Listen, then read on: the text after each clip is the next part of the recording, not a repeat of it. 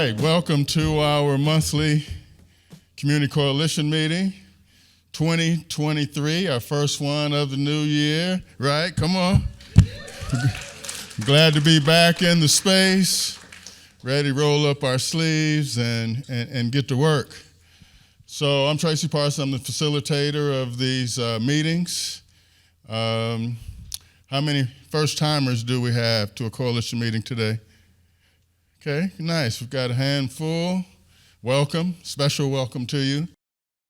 All right, so those of you here for the first time, Terry, you want to get the coalition slide for me?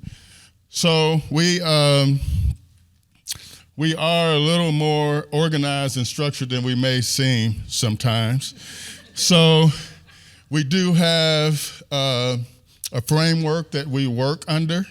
So I like to just share that with folks. So when you come to these meetings and you can say what goes on more than just coming to a meeting each month, there's a lot of work that takes place.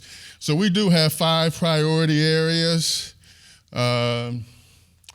First one, all right, is police community relations. So as an organization, we're committed to working to strengthen police community relations. We have a youth assessment center where our young people are coming into making some bad choices. We want to catch them on the front end. And then our law enforcement is just doing such a stronger job of doing community engagement events. So we're going to be supporting, Shop with the Cops and Coffee with Cops. And they're all doing far more in a very intentional way activities to be involved with police and meet and mingle and do those things. So we'll keep you informed here of the monthly activities that are taking place with our police departments so that you again have a chance to come out and be involved in that area. Next slide, please. All right, community engagement. So we've learned very early on, we're mostly organizational people and things like that. We've got to get out of our spaces and get out into the community. We do that in a number of different ways, very intentionally. So almost monthly, we do have a calendar on the Coalition website that will talk about community engagement events each month. But we have something that are neighborhood-based community U events. We have Walk as One events where we go out into neighborhoods in different parts of a community. We go out together to share with our residents information about projects, our work. Victory Fest was something we did this year, led by Sally Carter and her group that's looking to highlight young people and the successes that we have in the community. Last year we had a great initiative out in Hedge Pop Park, out in Hedge in the Garden Hills area. We will be having that park again this summer. And then we just have a number of partnerships with Champaign and Urbana Park districts to do community engagement events. Next slide, please. All right, youth development at the core of what we do.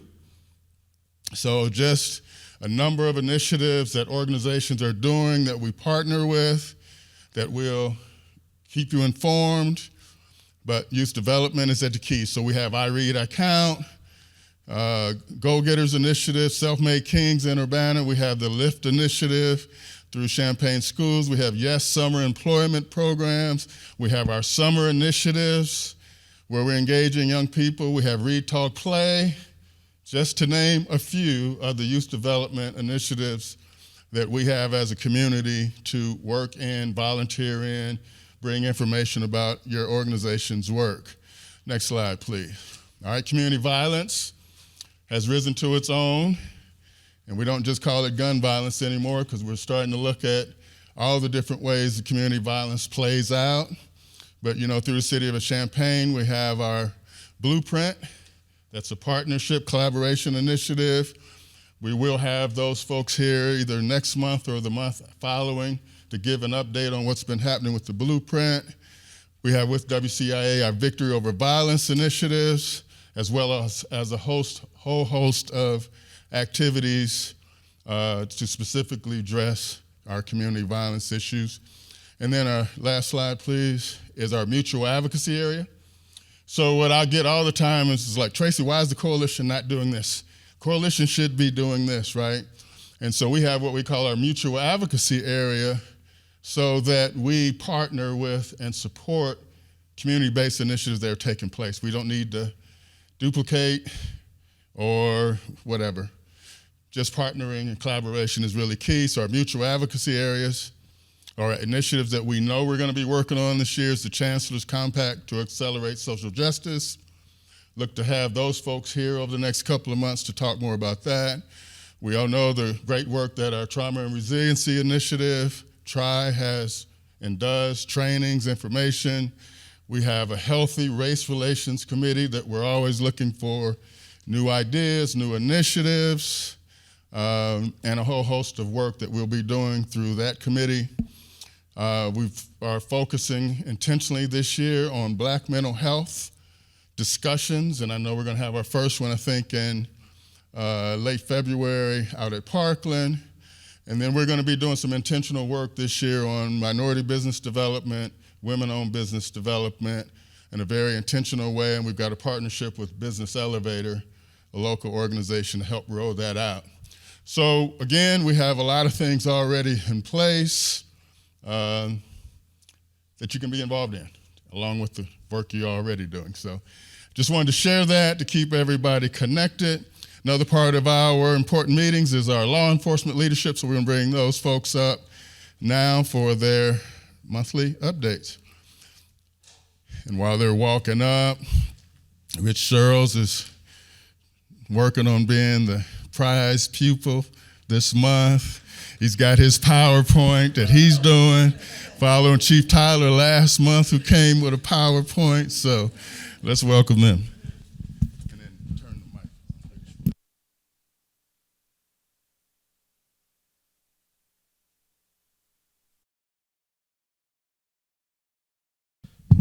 So where's my PowerPoint? Oh, there we go.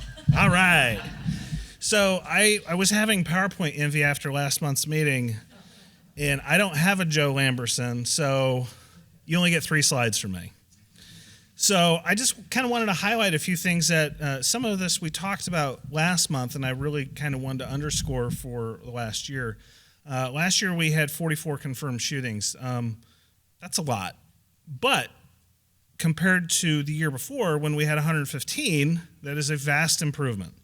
It's approximately a 62% reduction, and we had 3 homicides last year as compared to 10 the prior year. So good news, but still work to be done. This is actually why I did the PowerPoint. I want to share this graph with everybody. These are the number of shootings that we've had per month, and I think it really kind of paints a picture about last year. So I just wanted to share this with everyone. It's, pictures are worth 1,000 words. So I'll let that soak for a minute. And then with respect to updates, I mentioned this last month as well. ABLE training is set for February. That's the Active Bystandership for Law Enforcement training through Georgetown University. We are sending our train-the-trainer people to training in February to train the rest of our department on that program. Chief Carey and I are having some, they're beyond philosophical conversations, I think, at this point, it's safe to say. Conversations about commingling the Urbana Police Department's Crisis Co-Responder Team and the University of Illinois Police REACH team.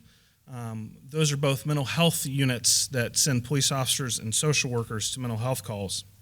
And we're talking about joining forces on that. So our hope is that in the next couple months we can get that finalized and get things going in earnest. With respect to the chief search, it's still in process. That's really all I have to offer with respect to that. It's still in process. Hiring, we hired 5 officers just last week. They started the academy on Sunday. We need to hire 4 more. So if you know anybody that is looking for a job, I am hiring. And of course, we had an incentive package that was passed by the city council. And we're in budget season. I'm sure the other chiefs will probably mention things about budget. This year's budget will undoubtedly include additional asks for training and wellness. So that is my 3-slide PowerPoint. I even kept it short.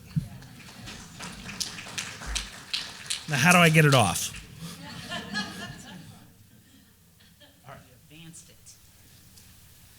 No PowerPoint, but mine is pretty short. Actually, we're hosting an MLK Day on Monday at 11 at the Student Union. So we're bringing together community partners, and we're going to be putting together some packages for homeless individuals. And so it's going to be a good event. It's at 11 o'clock. It's hosted by Demetro Powell. So it's going to be it's a first, and so it's going to be a good event. So if you get a chance to come out, it'd be a good day to do that. We're going to be launching the Citizens Academy at the university. It's going to start right around the 1st of February, but we'll be putting out some additional information on that. It's really a good experience in learning what's behind the curtain, so to speak, and how we do certain jobs. As far as our hiring, in the last year, we've added an additional 10 officers, so we went from 64 officers to 74 officers, and that includes the campus down jurisdiction as well. So we are just 5 short of meeting that goal of 74 officers, so we're in the process of hiring as well. And we're hiring an additional social workers that'll bring us up to 4 social workers in UIPD. And then we're obviously waiting for students to return, so I'll have more of an update when all the students are upon us and making our lives much busier. But that's all we have from the university. Thanks. Come here, Archie.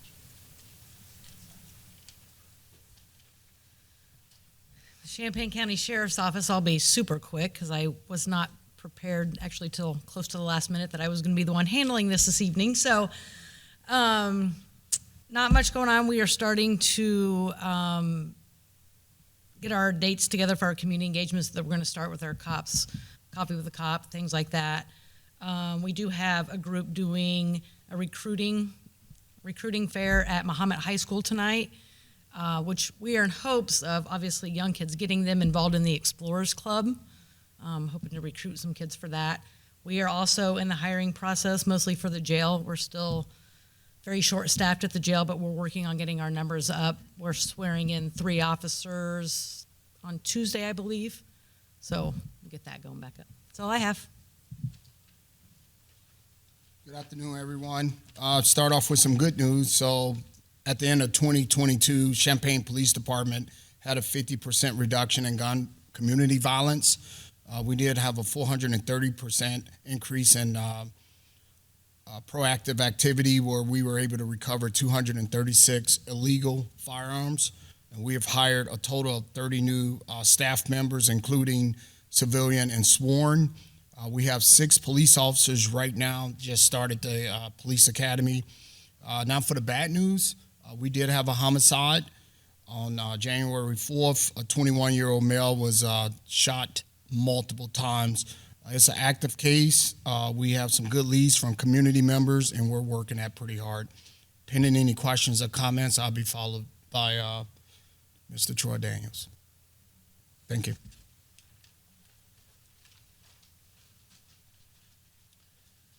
I've got good news to report from Parkland. We have our students back in the building. It's nice to see the young people and some older people like me tooling around the hallways. Some also good news. I know that one of our officers, Champaign Penland, has worked with the Community Coalition.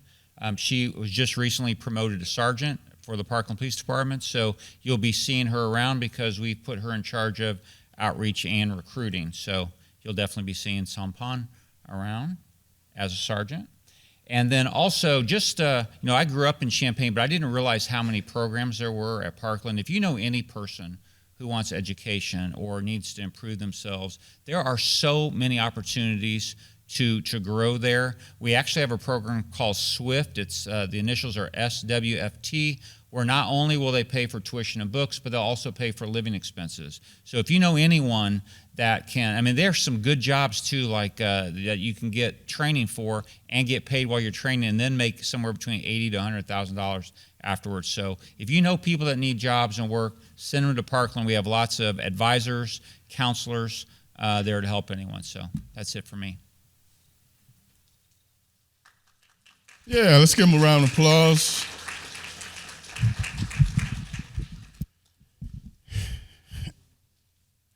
Great job, and great job, great job. All right. So I'm going to ask my panelists to come on up for me. We started last year, looking at how to do things a little differently and share information and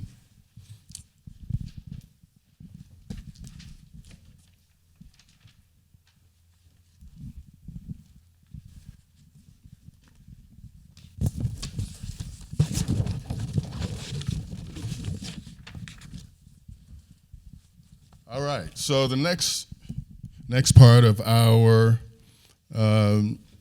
meeting is we want to kind of set a tone for the year, thinking about our youth. And youth development is at the core of our community coalition, and what we're all about is how we strengthen opportunities, expose our youth to the great opportunities that are here, right? And provide and make sure we're connecting each other so many of our kids don't fall through the cracks and not learn about just all the wonderful things that we know. So I've got a great panel here. First to my left, Mr. Tracy Days. He's the founder of DREAM, organization doing great work with youth. Whole spectrum of youth, right? Okay. So Janice Mitchell in the middle, as she introduced with about 3 or 4 titles that she has, just 2, right? But Janice runs Urbana Neighborhood Connections, organization her mom founded, and she has a significant role with young people and their families for Urbana school districts. And, you know, my good friend, Guy, who's just doing phenomenal work with young men in our Champaign schools, Mr. Sheldon Turner. So let's give him a round of applause, please.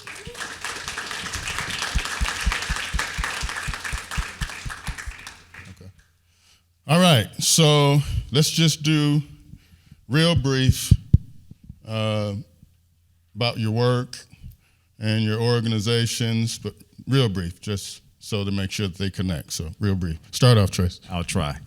Good afternoon. My name is Tracy Dace again. I'm the founder of DREAM, and DREAM is an acronym for Driven to Reach Excellence and Academic Achievement for Males. And in 2015, we formed the organization in order to build a pipeline. So we start with boys at the age of 3, and we advance, support, love, nurture, develop, prepare them until they're the age of 24. So along that pipeline, we offer pre-K, after school, summer, mentoring, whatever our boys in our community, whatever they need, we provide it through DREAM. All right, I'm Janice Mitchell. As Mr. Parsons said, I'm the executive director of Urbana Neighborhood Connection Center. So we have after-school programming for kindergarten through seniors in high school. We also have summer programming that runs all day from 8 o'clock to 5:30 p.m. We offer academic supports. So we have tutors that come in from the U of I. Some are retired educators. Some are former teachers' assistants and current teachers' assistants that come in, and we have some honors high school students that also come in and tutor our young people. We also have social emotional learning from Rosecrans and several other community partners that come in and do some social emotional activities with them. We offer recreational programming. We try to get our students involved in as many community things as possible to give them just a positive boost in addition to the academics and the social emotional learning piece. And I'm Sheldon Turner. We work with a few programs in Champaign, Unit 4 schools. One is the Goal Getters program, which is a program that's geared for young men that are kind of have their struggles. The other is Operation Hope. And before I we start, I want to publicly thank Tracy, because it was under his help and leadership that we started this Goal Getters program. And through that program, we have helped at least 40 young men that would probably not have made it, and that young man is one of the ones that made it through. And so I want to publicly thank you, Tracy, because if we had not put this program together, we would have at least 40 young men either incarcerated or not living. So I want to thank you for that. All right. Appreciate that, Sheldon. So what's and Sheldon, you start us off. What's the unknown or the thing with the young men that you work with, that you would want to share with the community, share with our audience, the unknown? As you said, you're working with young men that are struggling. Many come from difficult home lives. But what's the one piece you would share with the audience that is a misconception or unknown about the folks you work with? So first of all, I don't know if waking up in the morning, many of us, we wake up, we fix our coffee, we fix our cereal, we're in our comfortable homes. We don't really think about the fact that I might walk out the door and somebody might blow my head off, literally, or I might come from school, walk down the street, and I may get shot, just from being in my neighborhood or being with the wrong crowd. So I often tell those others, it's hard to put yourself in those shoes, but that's the reality for a lot of my young men that I work with. The reality is the fact that they don't know if they're going to survive the next day. And now these could be 15 up to 17, 18-year-old young men in the community. And so we put ourselves, everybody that's working with me, we try to put ourselves in their shoes. I know what it's like to be like that because I was born and raised in East St. Louis, and I hung around some of the crowds that some of the young men that I work with hang around. But I just try to get them to understand the importance of just being alive and living and knowing that somebody do care for them, because a lot of them don't feel like they feel like no one cares about them. A lot of folks in the community, when they see them, they might look at them a certain type of way, and they feel a certain type of way just because of the way that some of us stereotype them. And so we teach them the importance of life, and each life has something to offer. They have something to offer the community, the world, and so that's basically what we strive to do with the programs we work with. I think, and I apologize, could you repeat the question? It really is just the unknown about the young folks that you work with, their spirit, who they are, and what you're trying to do with them at Urbana Neighborhood Connection. Sure. I think one of the biggest things in terms of the unknown, and it may sound like an obvious, but it's really not. I think for us as adults, sometimes we overlook the fact that a lot of our kids really just want to be supported. They want to know that if they have a basketball game, that will come. If they have orchestra concert or choir concert, or if they're doing well in a club, that there will be an adult there when they go to compete or when they go to display or show off whatever it is.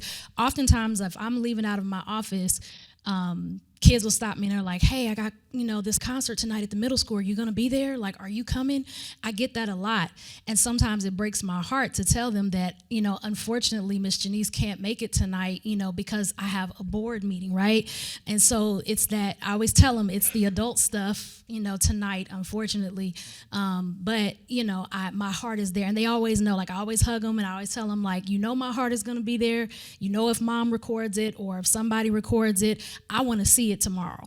I'm definitely rooting for you. I know you're going to kill it, and you have my support. But I think that's one of the biggest things is just, they want to be supported. They want to be loved on.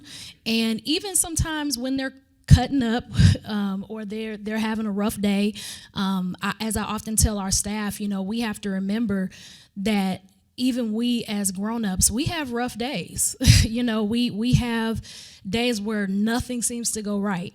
And so for some of our kids, it's that too. And they're still good kids. They're still good human beings, even when they're, not in their best moments, and they're presenting some challenges to the staff. I try to always remind them, look at them as little adults. Like, you teach them the expectations for whatever environment they're in, but then you also have to give a little bit of grace. You have to give a little love, And then when you absolutely have to, then you have to instill some discipline or set some consequences in place. But that should be like a last kind of resort, because again, they're humans, they're little people just like we are, and they have emotions and they have bad days just like they have good days. So I think just all in all that they want to be supported. They are good kids. They come from a wide range and spectrum of socioeconomic backgrounds. So we have some that are professors' kids, and we have some that live in the shelter up the street. So I think that that's another thing too, is that thinking of them the way that we think of ourselves or our colleagues or our friends or what have you. They're all different. We're all different, but we all deserve to be loved, supported, and respected. Well, Dream has programs in Champaign and also in Rantoul, and we have some young people, dreamers who live in Urbana, who come over to Champaign for our programs. And we work with boys and girls from the ages of 3 to 24. So we've had a chance to really understand and see a vast amount of strengths in our young people. And so some of the unknowns that I have discovered is that we have brilliant, smart, hopeful, energetic young boys and girls and young adults in our community. And the more resources and the more exposure that we can offer them, then they will continue to grow and reach their greatness. And so we have to understand that despite some of the traumas and other adverse experiences that they may have in their life, within them actually is the greatness, is the piece that we have to focus on. And so we hope that through Dream that we can build that hope, that we can expose them, offer them opportunities that they may not receive through community or through the school. How can we stand in the gap and be that source of inspiration so that they can have that motivation and that grit to move forward? So that's what we hope to do at Dream, and also in relationship to other programs here on the panel. Yeah, thank you. Let's give the mic back here. Janice, you passed me the unworking mic. There we go. All right, so Janice, you're first. Share with us your favorite success story. I know you have multiple, many. Share with us your favorite success story with a young person or their family or something you would want us to know. Sure. I think the one that popped into my head immediately, there was a young lady that when she first started with us, she was in second grade. So she had just moved to the area, and she was living with her aunt and uncle. Her aunt and uncle put her in our program for the summer. And then, as she stayed, they got her re-enrolled for the school year. So it was like a continuous cycle. When she first got to us, she would scream, she would holler, she didn't want to be there, she didn't know anybody. And when I say scream, I mean like literally, like you could hear her clear in the back of the center just screaming. No one's, saying anything to her, no one's touching her, like there's nothing going on, she's just having a fit. And over time, I think, she started to get comfortable with being there. She started making friends. She still had some days, like I said, we all have days. So she still had some days that were off, or that, where she and staff kind of bumped heads a little bit. But, her aunt and her uncle were really supportive of her. They were really supportive of us and the plans that we put in place to keep her safe, and to keep her still as much as possible a part of the activities with her peers. So as time went on, we started to notice like we weren't really having to isolate her from her group anymore. We weren't having to like have her go to the calming corners. She was just maturing as a student. And so recently I was at a scholarship banquet, and I got a tap on my shoulder, and I turned around, and she was like, "Hey, Miss Janice." And I said, "Hey, how are you doing?" And I felt bad because I hadn't seen her in a while, and she like looked so like a grown woman. Like she looked mature and everything, and beautiful hair and dress and heels. And so I turned around, and she was just like, do you remember me?" And I said, look familiar. I said, I do apologize. And I said, were you one of my students at Franklin? And she says, no, I was at the center, remember? And then she said her name, and I was like, you gotta be kidding me. I was like, oh my God, like you look so beautiful. And I'm like, okay, don't tear up. Don't do it. Don't do it. And she was just like, hey, so she gave me a hug and she told me, and I said, well, what are you doing nowadays? I mean, obviously, like you're doing some amazing things. And she was one of the scholarship recipients. But she told me, she said, well, the reason why I stopped going like a couple years ago was because I got involved with the Ambassadors Club. And then I also am the president of the African American Club at my school.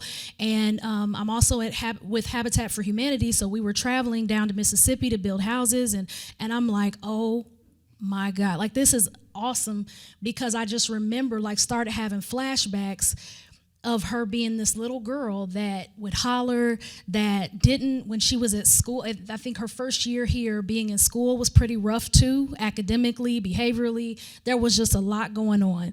And so over time with her being in the program, with us following her and what she was doing in school, and then now years later to pop up at a scholarship banquet, and she remembers me. She starts telling me, she said, you remember that trip we took out there to Rantoul? Do you remember when we did this? You remember? Like she just starts talking to me, and I'm like this is awesome to know that that impact was there, so much so that even later she remembers all these small details, big trips, and in between.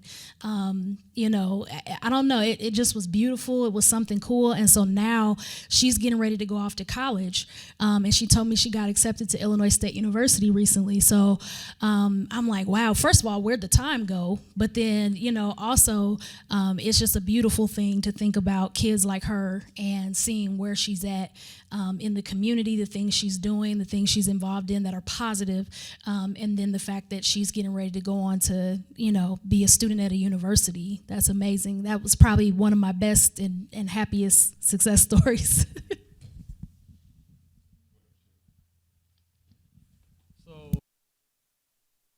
Hello. Okay, man, when I got this opportunity to work with this Go Getter group, I would look in the mirror and ask myself, "What are you doing? You're about to work with some boys that acted just like you acted when you were in high school." And so I was like, but I just had to do it for a number of reasons. Ontario is like my biggest, and I've been doing this for a while. We got another program, but he's probably one of my biggest success stories, because when Ontario, when I first met him, he looked at me like, "Who are you?" You know, I don't, and that's what you get. You know, I don't know if you guys work with kids, and sometimes you'll get them looking at you like, you can't tell me what to do. You're not my mama. You're my daddy. And so, Ontario, I want to publicly say that, man, you have been one of my best success stories since I've been doing the work that I've been doing. And not only that you been successful, we were having we were having problems with his younger brother. Okay, we was having some issues, and it was a tough battle. So whatever you did, the fire caught on to your younger brother, and now he's a success story. So I have to just say that those were probably my success stories. So after 7 years of Dream and working with over 500 youth across the county, we have many success stories. But the one that most recently happened, so I'm always trying different strategies to motivate our boys. It's hard sometimes. So I announced that if you were to earn all C's and above, we're going to DC, right? So on tomorrow at 4 o'clock in the morning, so I need to get home and get some rest, we are leaving for DC. But when I say we have some, thank you. When I say we have some smart, motivated, energetic young boys, when I announced that trip, Dreamers started emailing their teachers. Now, who was doing that in middle school? They started emailing their teachers. How can I get more work? How can I make up work? How can I retake tests? They were coming for the homework club. We had one dreamer who actually went to the terminal to do his homework because he didn't have internet at home, right? This one opportunity to be exposed, to travel, to see DC raise motivation. And so we have the opportunity to take 18 of our young boys to Washington, D.C. because they earned it and they worked hard for it. And within maybe about 3 or 4 weeks, they raised all of their grades C and above. So that is definitely a success story that we can lift up. So I love to see those pictures when you get back. You're going to have to come here and share the pictures with us. Definitely. So I'm going to get you guys out on this one. We're into 2023's first month of the year. What would you say is our most pressing need for our young folks, for us to think about as a community, supporting your organizations, but also thinking about supporting our youth? What would you say is the most pressing need, or one of the more pressing things we should be thinking about? Start. We need a mentoring program. It's that plain and simple. Middle school and high school dreamers are always coming to me and asking for mentors. And we have very engaged mentoring programs in our local schools, and I think we have some in our community, but we do not have enough. There's a mentoring gap in Champaign County. And we have too many young people who need adults in their lives, caring, supporting, showing them how to be successful, giving them the tools to become great. And so if we think about filling gaps here in Champaign County, I think one of the ones that we really need to address is the fact that we need mentoring programs that's placing particularly men of color, Black men, in the lives of our Black boys, so that we can see a reduction in violence and a increase in outcomes and successes. We need these youth need space for them so they can go. So we have the Boys and Girls Club, okay, which is great thing. But a lot of our teens feel like they've grown out of the Boys and Girls Club because they went there as elementary kids. And so if they had their own youth center, and I understand that we're getting ready to do some things with the Boys and Girls Club to turn it into a teen center, which would probably be a good thing. I think that'll be good. We also need to be able to continue the programming that we have that are successful. Programs that we have and are successful, and not let them die out. We need to build on the ones that we have that are being successful, keep building on those so that they can be even more successful, and not kill it once it's so successful. And I think adding on to what Mr. Tracy said, I would definitely agree. Mentorship is a huge piece. And then also tutoring. One of the things that I say anytime that I'm in front of people, whether we're just having a conversation or whether it's a platform like this, is that we need tutors, and especially in the areas of math and reading, those two major core areas. So if you are a retired person, you don't have to have been a licensed educator or anything like that, but if you do have some basic foundational math skills, reading skills, and you have the ability, the patience, the desire to work with our young people, even if it's just for 20-30 minutes a week, come in and we'll get your volunteer form filled out real quick, and we would love to have you working with our students. And our K through 2 group especially loves having guest readers, so I'm just shameless plug, they love having guest readers. Sometimes they'll ask me, like, who are we getting now? Who's going to come Thursday? So if you have some people, or even if you have young people at home, high schoolers, middle schoolers, that you think would be good to come and interact and work with younger students and they're academically sound, please send them our way. Mentorship, tutoring are two of the biggest needs that we do have. And I think another thing would just be, and this is more general, but just the rebuilding of the village. I say that all the time. It's something that I truly believe in. And I think that,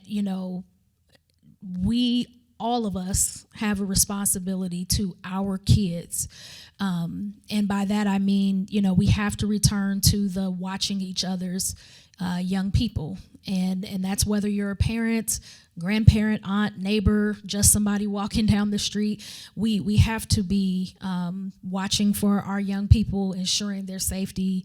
We have to get back to a place where it's okay to correct young people if they're, not in the right, and to be okay with that, and to let that be a good thing, right? That we're helping them develop. And so I would say those would be like the top three things: just the mentorship, the tutoring, and then rebuilding the village where we're all invested in our young people, Yeah. Are you gonna teach them the new math? Me? No. I teach reading. Yeah. Tracy Dace from Dream, Janice Mitchell from Abandoned Neighborhood Connections, Sheldon Turner from Champaign Schools. Thank you, guys. Okay, so at this point, I want to bring up Nicole Friedman from the Up Center. The Up Center is doing great work with our LGBTQ young people and students, and obviously this is a group we should be talking about more. So, Nicole? Thank you very much, Tracy. I'm gonna put this in here because I got notes, I got slides, I got all kinds of things here, y'all. Hi. Hi, everybody. I just want to say thank you so much for this invitation. Honored to be given the time and the space to do this. And once again, Nicole Friedman. My pronouns are she or they. I'm the Director of Operations for Uniting Pride of Champaign County, here to talk about addressing the needs of community youth from an LGBTQ plus perspective. I'm glad there were some hopeful, happy things in that last conversation. I wish I could start this presentation out differently, but the reality on the ground is what it is, and I'm going to tell you about it. Where'd I put that clicker? I'm about to give you some very sad statistics and pieces of information. 2021 was the worst year in history for the most anti-LGBTQ plus legislation ever passed in the United States. 2022 numbers, final numbers, have not yet been released, but we were on track to shatter that record. On November 30th, the Department of Homeland Security issued a direct threat warning that explicitly named the LGBTQ plus community as a heightened and concentrated target of domestic terrorism. Depending on how you break down age, suicide is either the second or third leading cause of death in children in this country. And LGBTQ youth are 4 times more likely to seriously consider, make a plan, and attempt suicide than their non-LGBTQ peers. I'm sorry. I deliver this statistic a lot, and every time I do, I wonder if today's gonna be the day I can deliver it without tearing up, but it's not today. This is what we're looking at right now. This is one of the scariest times for LGBTQ plus people and communities in decades. And all of this is directly impacting the youth in our community. As we are a very small nonprofit organization with seriously limited resources to conduct large-scale research, we rely on the larger national organizations with the funds and staff to dig in comprehensive ways. One of those is the Trevor Project. For those who don't know, the Trevor Project is a mental health and crisis response organization focusing specifically on reducing suicidality within LGBTQ plus youth. They do incredible work. They conducted a major survey this past year in 2022 and recently published their results. I'm going to share just a couple of key findings with you, but I just want to say this survey is incredible. They did an amazing job of seeking diversity around race, ethnicity, culture, location, income. I mean, they really captured a huge amount of data, and the findings, they really compiled them beautifully.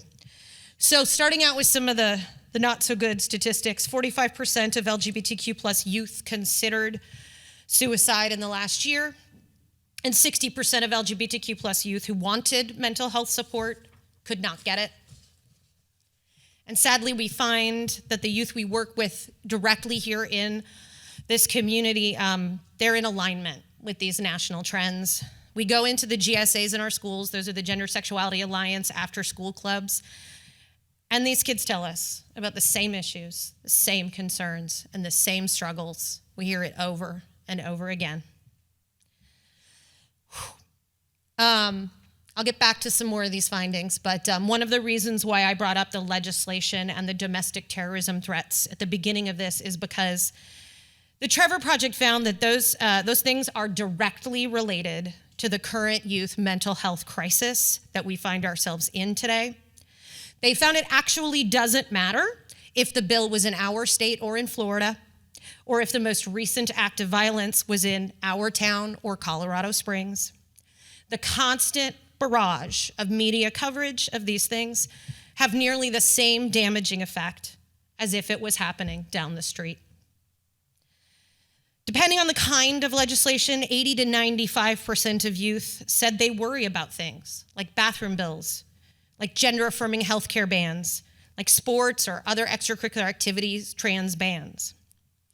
Depending on their area of LGBTQ plus identity, 31 to 37% of youth said they have been physically threatened or harmed because they are LGBTQ plus. An example of the differences, trans and non-binary kids have a much higher rate than kids who just identify as gay, lesbian, or bisexual. And in case you think these things are not happening here, I recently went to the Gifford School Board meeting to speak against a potential trans athlete ban. Up representatives had to go to the Tolono Library this past June due to protests and threats against their Pride book display.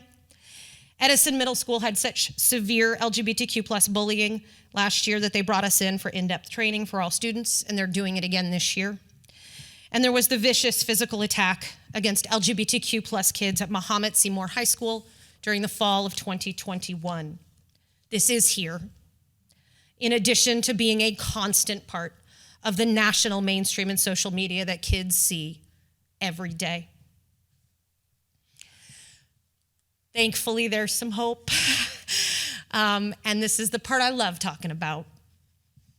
If we go back to these findings, you can see from the top middle box and the two bottom side boxes that youth who feel supported in their homes, schools, and communities show significantly lower risk than those who don't.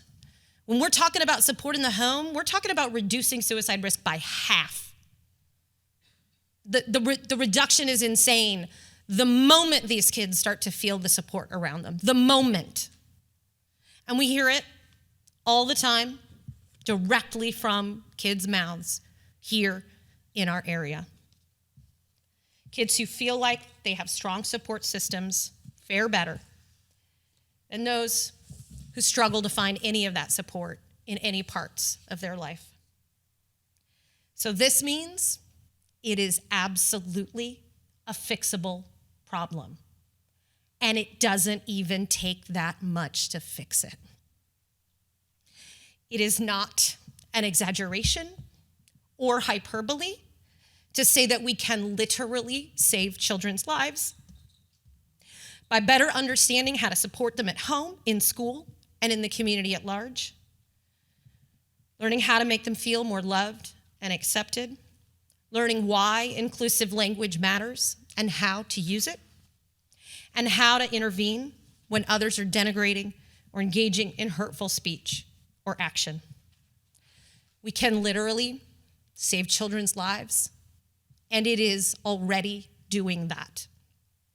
This is why I put so much time and energy into significantly increasing the number of training and education programs at Uniting Pride. Over the last year, I have more than doubled the number of trainings in comparison to what UP used to deliver. And y'all, I want to do more. I will go anywhere and everywhere. I will camp out at your location for days if you need me to. I want to get into your spaces and deliver LGBTQ plus cultural competency trainings to anyone and everyone and talk about the things that I just spoke about. I go to schools, businesses, community groups, government agencies, faith communities, nonprofits. I will go anywhere and everywhere. And the results are real. We survey training attendees after they take it, and Nearly 100% of attendees report improvement in knowledge, empathy, and confidence to do better. Even folks who are LGBTQ plus tell me, I learned some stuff too. So please, get at me. I want to come, I want to do it. I'll do it in your time, whatever makes sense for you. I do it virtually, I do it in person, whatever. In addition, I got 2 more things I just shout out. We have support and social groups we deliver all year long. Our support groups up there, these are the ones for children and families, but we have adult ones as well. Queries is for preteens, Talk It Up's for teens, You Parent is for family members. And we're about to start a really new fun group that I'm excited about in partnership with the Urbana Park District. Hi, Elsie. We're gonna start free dance classes for teens and adults just to come and move their bodies in an affirming, safe space. It's gonna be at Phillips Rec. It's starting February 2nd. Anyone and everyone can come and just drop into these classes, no commitment.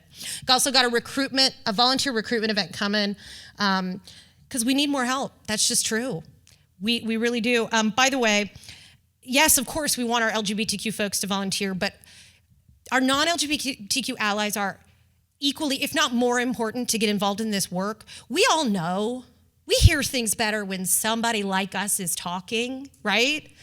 And so we desperately need members of all parts of our community, all different locations, education, occupations, we need all of these people to go and be willing to talk about why this work matters and to help us out. And absolutely no commitment. I will not make you sign any kind of contract if you want to come to the event and just find out.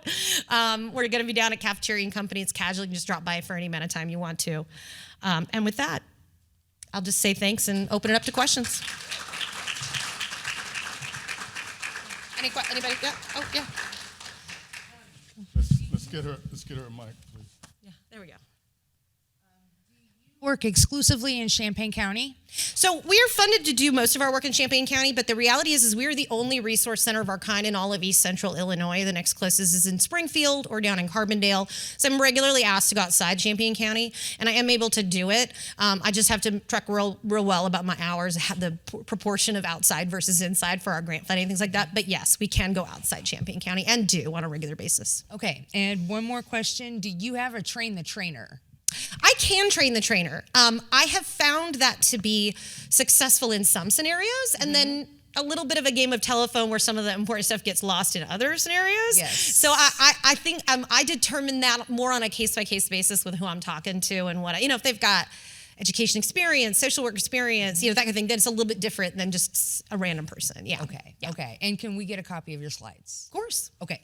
Thank you. Yeah. Anybody else questions? Anything before I step over? Okay, thank you, Tracy. Thank you.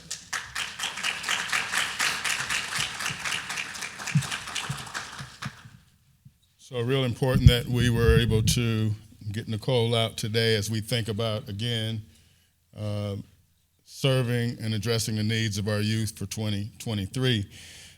Sam Smith is going to come up and talk about youth that are juvenile justice involved. And, 10 minutes. Yeah, right.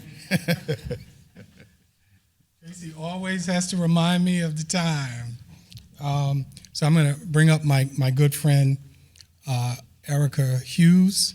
And we've not done this together before. So, and I think what we've decided is that we're going to go back and forth with the slides.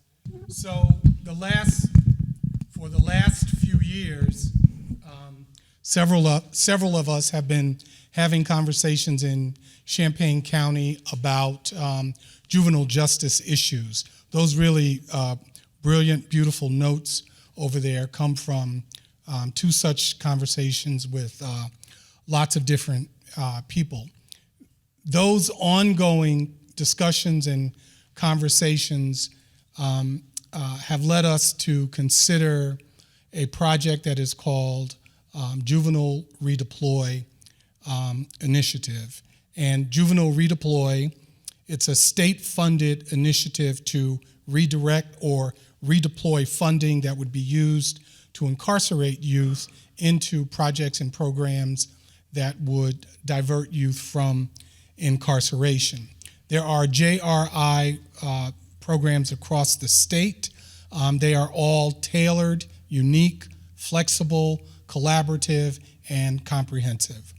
And part of our conclusion about a JRI project in Champaign County is that a JRI project here has to be targeted, flexible, collaborative, evidence-driven, and community-based, and this last word is transformative. And if I get another minute, I'll tell you a story about that, but transformative, I think, is a really important word. One of the things that people say about Champaign County is that it is a resource-rich community. And how many of you, if you're a service provider, find difficulty connecting your clients or families with the resources that they need to be successful? If you're a teacher, or how many of you find that difficult? Okay, all right, thank you. Next slide.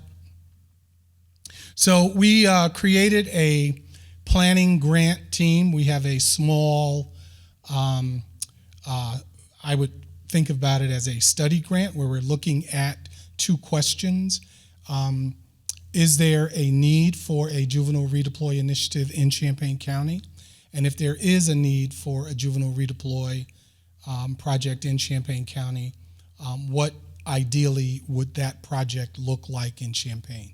Who would it serve? How would it serve them? Who would be involved with that? We have a planning grant of a planning team of 9 people. And if you're here and you're on that planning grant team, would you stand up? I think Pat is the only person. Pat Egge is the only person that's here, and Tracy Dace. So these folks represent community-based folks. They represent service providers, university people, people that have been sort of at work in this area for a long time. Lisa Benson is named here. She is not a planning grant team member, but she is employed by the Regional Planning Commission, and the Regional Planning Commission is managing the fiscal responsibilities for that small grant. So we wanted to give a shout out and a thank you to them. Next slide. So what we've been doing in this conversation is exploring juvenile justice issues in the landscape in Champaign County, and convening all sorts of stakeholders, including service providers, law enforcement, schools, consumers, formal systems like state's attorney, public defender, probation and court services, judges. We've been meeting with those people, having conversations, and asking them this question: what would an ideal juvenile justice system look like in Champaign County? And if we had time, if Tracy had given me 12 minutes instead of 10, I would ask you that question. What would an ideal juvenile justice system or practice look like in Champaign County? And I'd like for you to write that down and give that to me when we're done. We've convened some juvenile justice forums. These are notes from those forums where we have brought people together to talk about juvenile justice issues, to talk about the challenges in their particular place. I want to give you 3 startling examples of the sorts of things that we found out. So there's some law enforcement here. Mike Schlosser, who directs the Police Training Institute, is not here. The chiefs that are here talked about having officers that are going into the Police Training Institute to fill vacant positions. I want you to think for a second. 6 to 8 weeks of training, is that about right? For how long is it? 16 weeks. 16 weeks of training. I want you to think about how much of that time do you think is devoted specifically to juvenile justice issues? 16 weeks, 8 hours a day, essentially. What do you think? 2 days. Who would say 5 days? A week? Anybody? A week? 3 days. No one would say, I'm asking you. 3 days or more? There's one 3 days or more. 2 days? 2 days? 1 day? Anyone would say 1 day? How many of you would say less than 1 day? The rest of you just ain't saying nothing. So the director of the Police Training Institute said it's about 2 hours. It's a few hours. It's a few hours out of 16 weeks of training that's specifically devoted to juvenile justice. I think that's amazing. There are reasons for that. Here is another thing to think about. So Sheldon talked about working with challenging youth in high schools, right? So I want you to imagine our most challenging youth in our high schools, Rantoul, Central, Centennial, Urbana High School in Champaign County. Our most challenging youth at risk of incarceration. How often and how regularly do you think people meet with those youth at the high school? Who would say once a week? Who would say twice a week? So are you saying when? How often? Once a month? Okay. There is no regularly scheduled staffing and meeting with our most challenging youth at any high school in Champaign County. Let that sink in. 15-year-old on probation, at risk of being involved in violence or being a victim of violence, is not meeting regularly with school staff about those issues, psychotherapist, counselor, no one. So this is sort of what we found out just in having conversations with people. We think that we've also been creating collaborations with state regional partners, which is why we developed this relationship with Erica. And we've been using this planning grant to sort of get to know people both Champaign County and in neighboring counties and thinking through some of these issues. Next slide. Okay, I'm taking over. So, why do we want to use Redeploy? Basically, the work that is done in the Redeploy program is driven by decisions made by the board, who use research and experience to determine where the program needs to go. It started back in 2005 when we had like over 1,600 kids locked up in prison. And at that time, it was literally an alternative to incarceration. Instead of prison, you can send them to Redeploy. In Redeploy, we use state general revenue funds to provide community-based alternatives to those youth. It's unique in a lot of different ways. First of all, the grant goes to a county unit of government, not to a specific agency. The idea is to come up with a menu of options that are available for youth who are in the program. Now, these are youth who are at the highest risk for going to DJJ. It's a very targeted population, all right? These are the kids who have the highest needs of anybody in the community. The ones probation officers are struggling with the most, the ones whose families are struggling the most. That's the target population for this program. The idea is to use assessment to determine the needs for youth and provide services and resources that complement probation's efforts. So we know probation caseloads are actually going down. The number of youth on probation is going down. But the seriousness of the offenses and the needs of the youth who are on probation are higher, and it's more serious than it's been before. So I think, probation officers are starting to feel the weight of these troubled youth on their caseloads. That's where Redeploy can come in and provide assistance and support. So over the past few years, the Redeploy board decided that we needed to use something besides recidivism to measure success for the program. Because really our goal goes beyond keeping these kids out of prison. We want to put them in a position where they're going to have positive long-term outcomes from this point on, right? We work with them, we work with their families, because guess what? They go home. A lot of times, you can't put the expectations of good behavior on these youth when they're not in a supportive environment at the home. We saved the state money since 2005. We've saved the state almost $160 million in incarceration costs, because it costs, over $150,000 a year to house a kid in DJJ. And even in our most expensive program sites, they're hovering around $10,000, $12,000 a youth to serve them.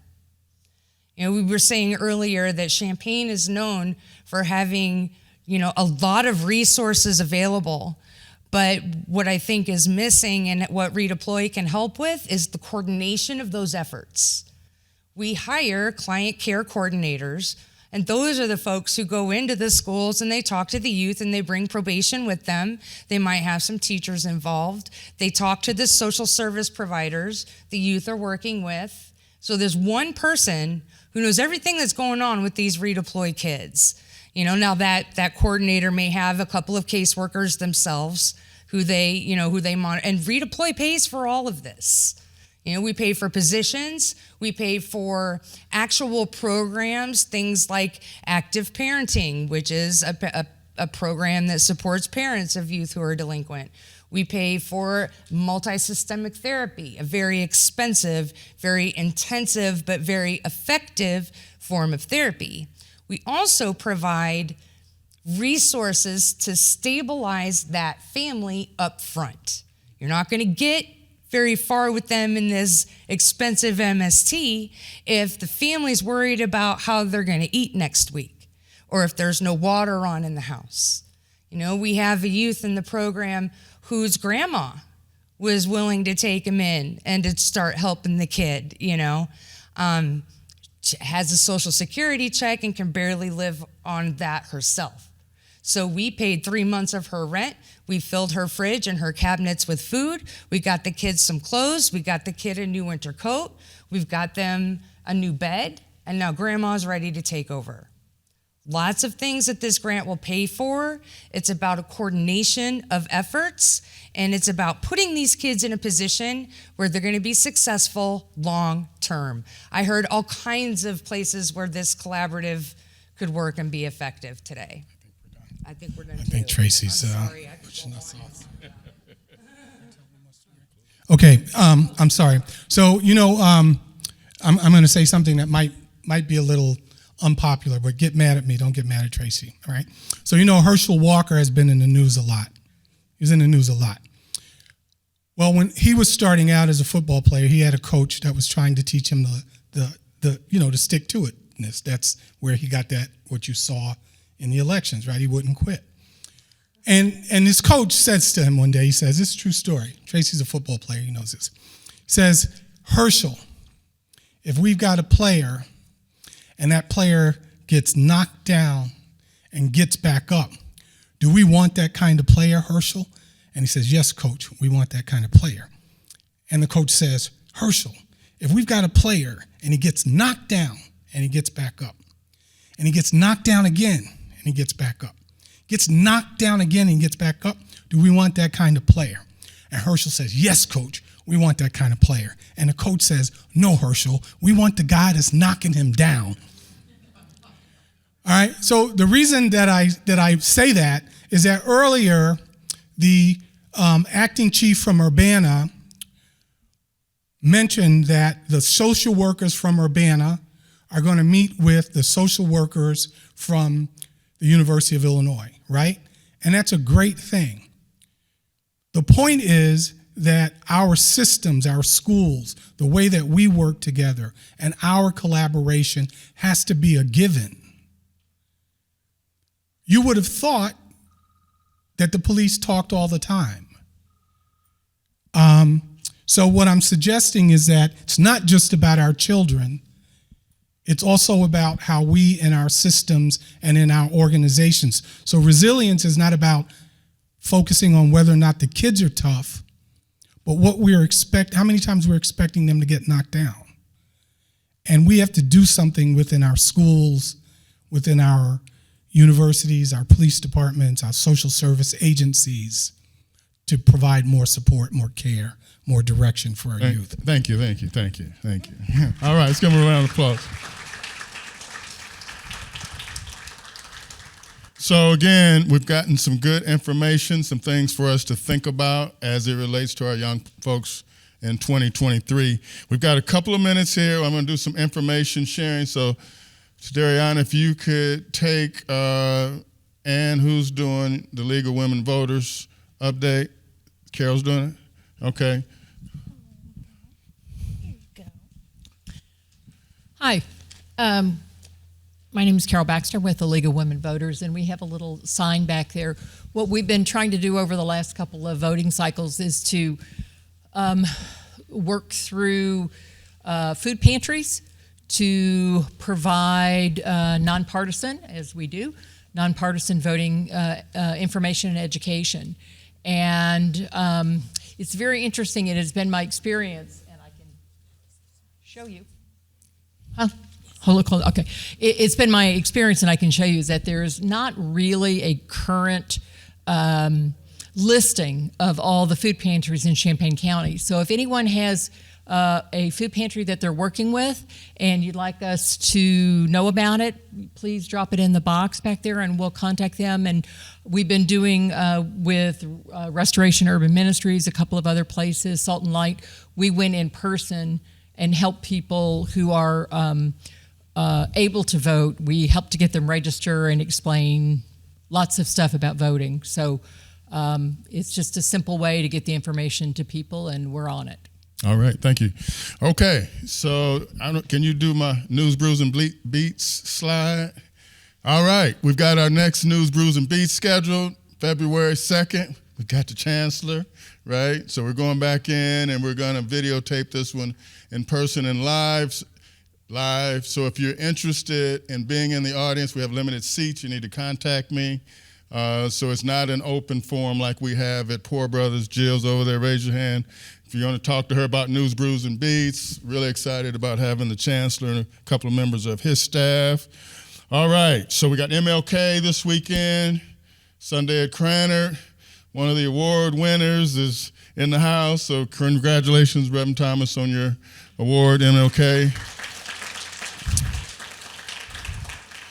And then a little news to just share with you as a group. Working closely with me the last few years, you all have had a chance to meet Mary Catherine. She announced to us yesterday that she's leaving. She's got a new job in Danville, so we want to say thank you and wish her good luck in her new opportunity, right? And then I might have time for one more announcement if there's one more. Okay. Elise with the Highway Construction Careers Training Program at Parkland. We have last round of orientations for the incoming class, Tuesday, January 24th. One's at 12:30 and the other one is at 3:30. This is a great opportunity for folks to get into construction where there is a lot of money. We've got the $216 million interchange project here. We need people from our community working on that. So please, tell folks about this training. I've got flyers on the back table there. It's a great opportunity, especially for folks who, with GED, high school diploma, no desire to go on to college, but even folks who've been through college enjoy construction as well. Direct them my way, please. Thank you. All right. So I just once again want to say thank you to each one of you for your contributions to our community. I know we don't often are told thank you by those that we work with, so I want to thank you and recognize you all today. Come check out Sam's information board about juvenile justice. It's really powerful, great information. Love you all, peace and love to you, and I'll see you next month.